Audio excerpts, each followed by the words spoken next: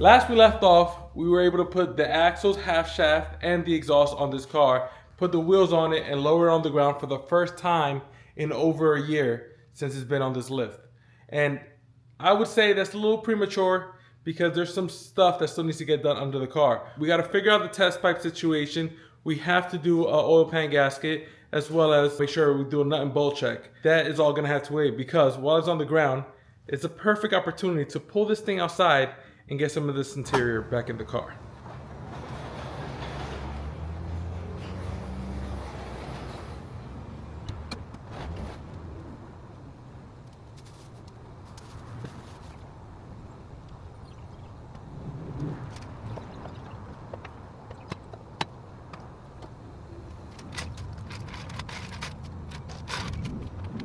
I got some bad news.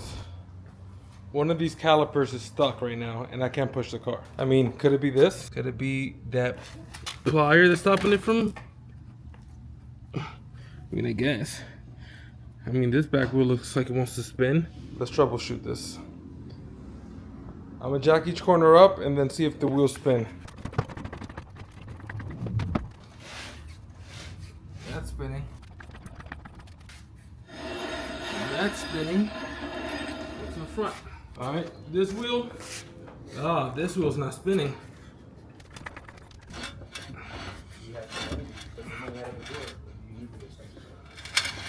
So this one's a little. It's getting hung up a little bit, but I mean, oh, the car may be in gear. This might be all my fault. Maybe when I put the shifter in, I accidentally threw it in gear, and this is why I can't move the car. I don't know if I installed that shifter backwards or not, but it definitely looks like it's engaged in the gear right there. I just don't know if I could catch it, I could reach it or not. Let's try. Oh.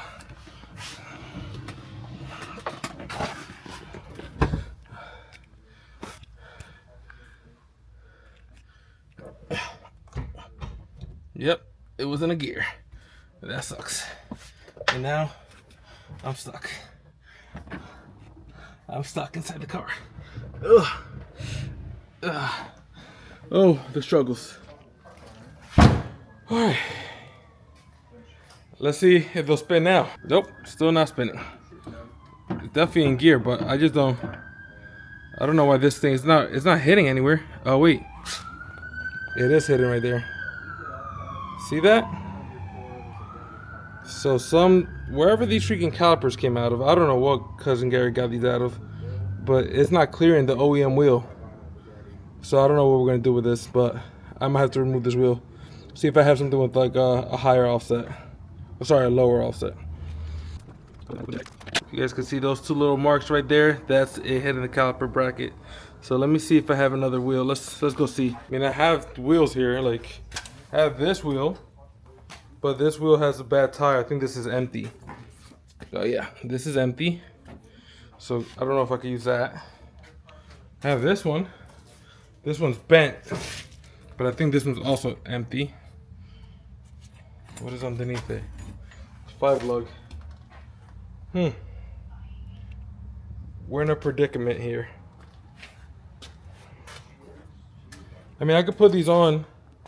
I think I'm just gonna have to put these on in the front, put air in them, and run with that. We're losing valuable time, and we're expecting a crazy storm, so I need to get this done like ASAP. So here goes nothing.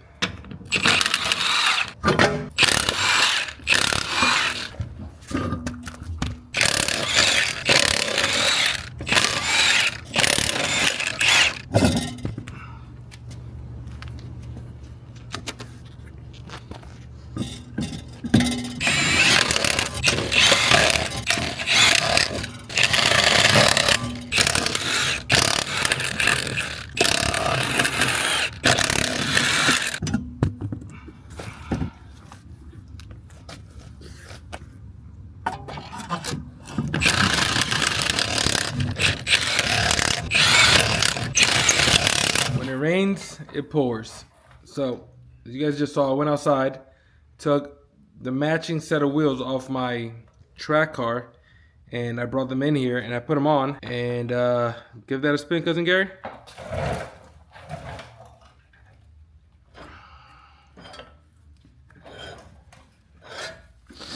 It's still hitting. Yeah. And before I was recording, I hit this 32 mil with my gun at the highest setting, and I spun it maybe like half a turn. Yeah, I'd say half a turn. A quarter of a turn.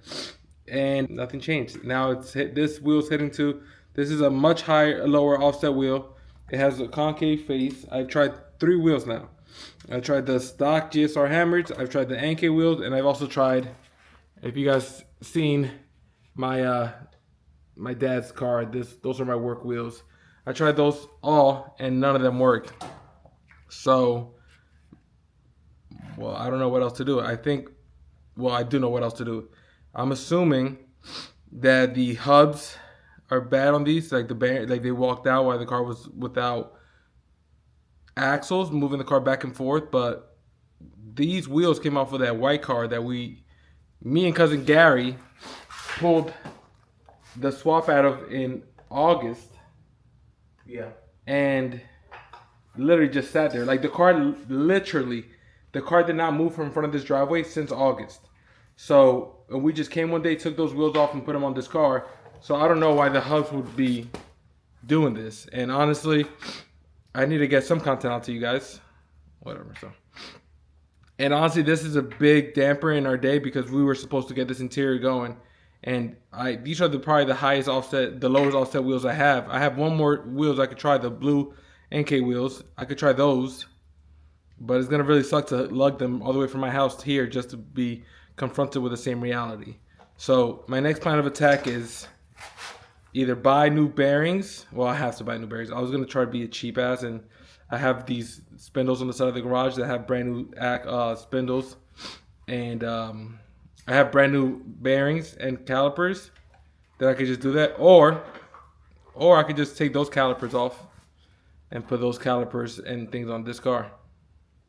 That's your other option to see if that works, but then you're gonna lose out on the Hawk pads. Bro, those this is what I'm saying. Like, not everything that's free is worth it. You know, this is an inconvenience. Luckily, we did not go down this path on the other car when we were doing the swap, because had we ran into this problem and I had 11 days to get a car running into the track, I would have been devastated, trying to do something I didn't need to do.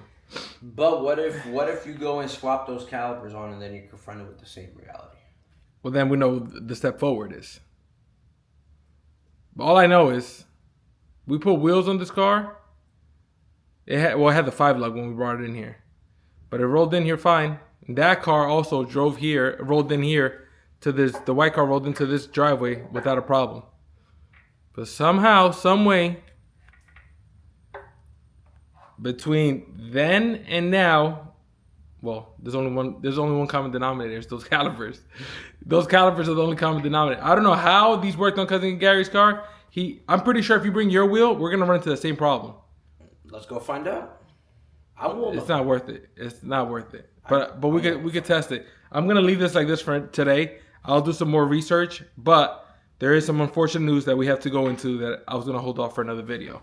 So, if you guys remember, a couple videos ago, we installed this $50 eBay tucked harness, and we were confused as to how this connected into the chassis, into the ECU, and then these body plugs right here are just kind of left loose, no connection. So I messaged the vendor, and they said, I'll put it on the screen here. They said this is the wrong harness for your car. Please return it. So I have to return this, and even though, I mean, for me to order another harness, return this one, and get one in, it's gonna be at least another week or so.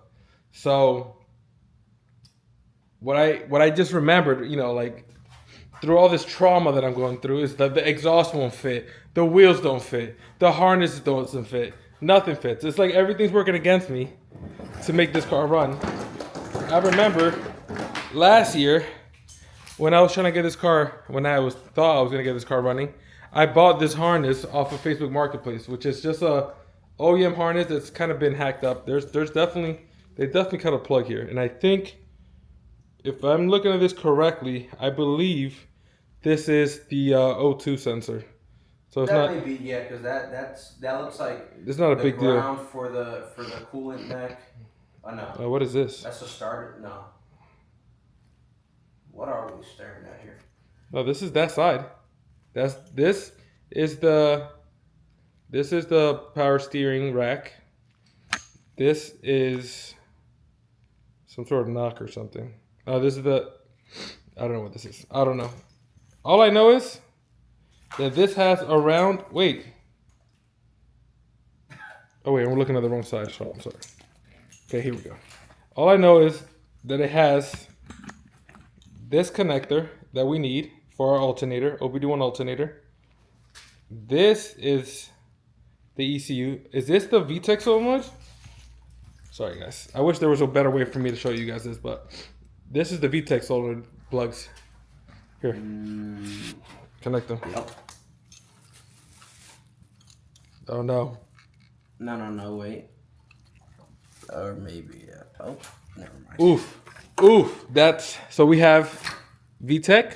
Half of the problem's already solved there. Once you have VTEC, everything else is Yeah, more we or have less VTEC, right? And then if we go back to the alternator side, something that the tucked engine harness doesn't have for $50 is the alternator. this right here.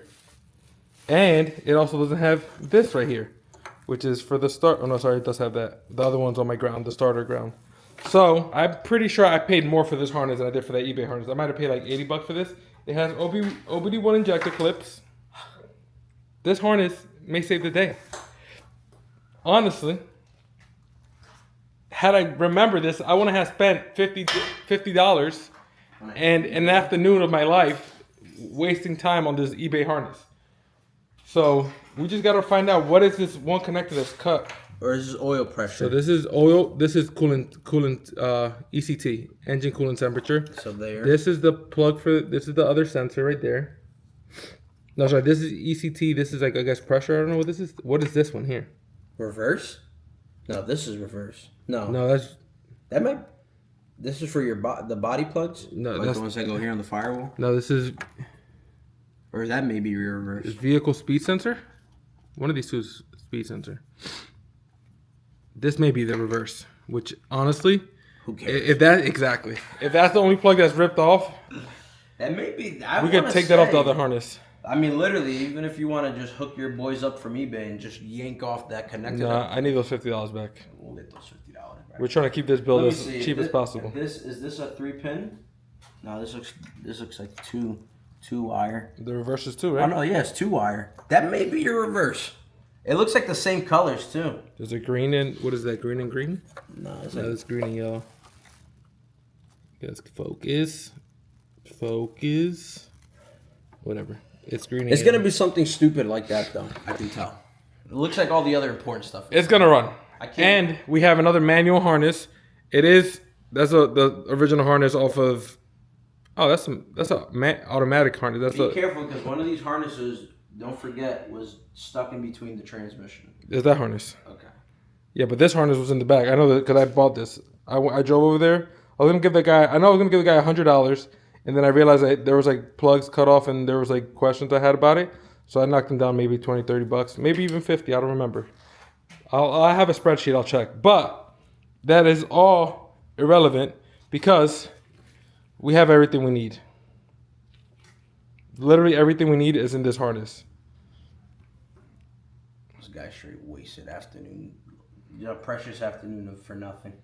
Yeah, I did. So now all we're gonna do is unplug this janky ass $50 harness that I would say is junk because they sent me their own one. And maybe we'll come down that path again. But honestly, after Cousin Gary, we did the harness on Cousin Gary's car. That just came out, I think, yesterday. That was very easy, straightforward, and the car started right away. There was not one hiccup. There was no questions. We kind of figured it out and we went through it. Literally. So like the only thing was like where that sub harness went through all the way to the driver's side again. But that was, once we figured that out, that was the hardest part of that harness. Literally, installing it was a breeze. The quality is great. Yeah. It's not like this looming is very cheap, And ultimately, in the long run, if you're really going to test and tune your car, you're really going to take your car to the limits, I would suggest going with something with higher quality. If you're just putting something together just so it can look good, I guess spend the $50. But what I'm going to do, the harness that I paid $80 for, and that's money I can't get back, and we're going to use it because It's also a factory harness. it's a factory harness. It doesn't look. I mean, they did reloom things, which makes me question things. But I think that they just ran these things to try to just tuck it as best as possible. Because if go get that harness, Gary. If we just for a second here, let's just aim it at the floor. If we just for a second compare this injector part of the harness to the OEM harness has not been altered. It even has a little, yeah.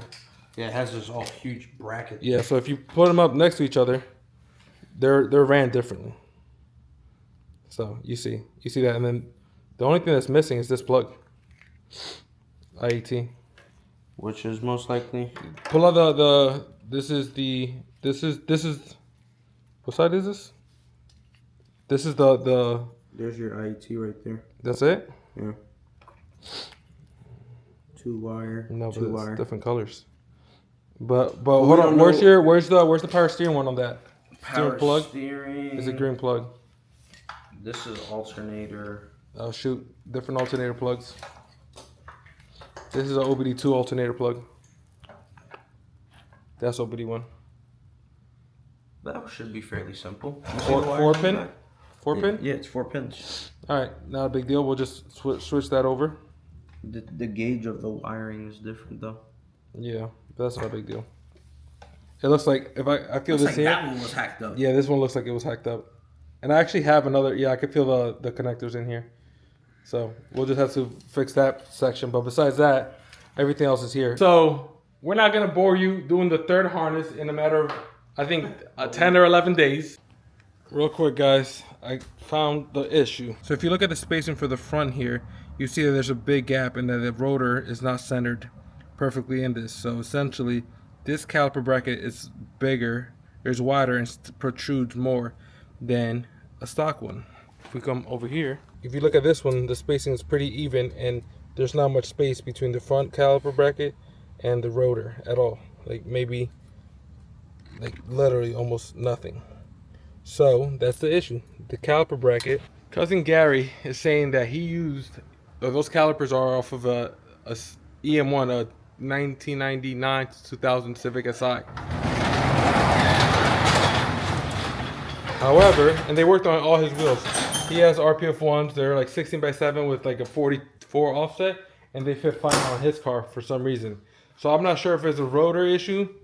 It can't be a rotor. It's just something to do with the hub. So I guess let me know in the comments if these Civic Si versus the Integra spindles are different, because the calipers are obviously different. So unfortunately, we're not going to be able to use these hawk pads, but for what it's worth, I could just go buy a set of high quality brake pads online and kind of save the problems, because we just spent a couple hours today trying to figure out what was going on, and it's detrimental to getting this car on the road by the day. We have, as of today, we have 11 days to get this car up and running, testing it, and tuned if we need to tune it. So we got a lot to do, not enough time. Let's get cranking. See you guys tomorrow.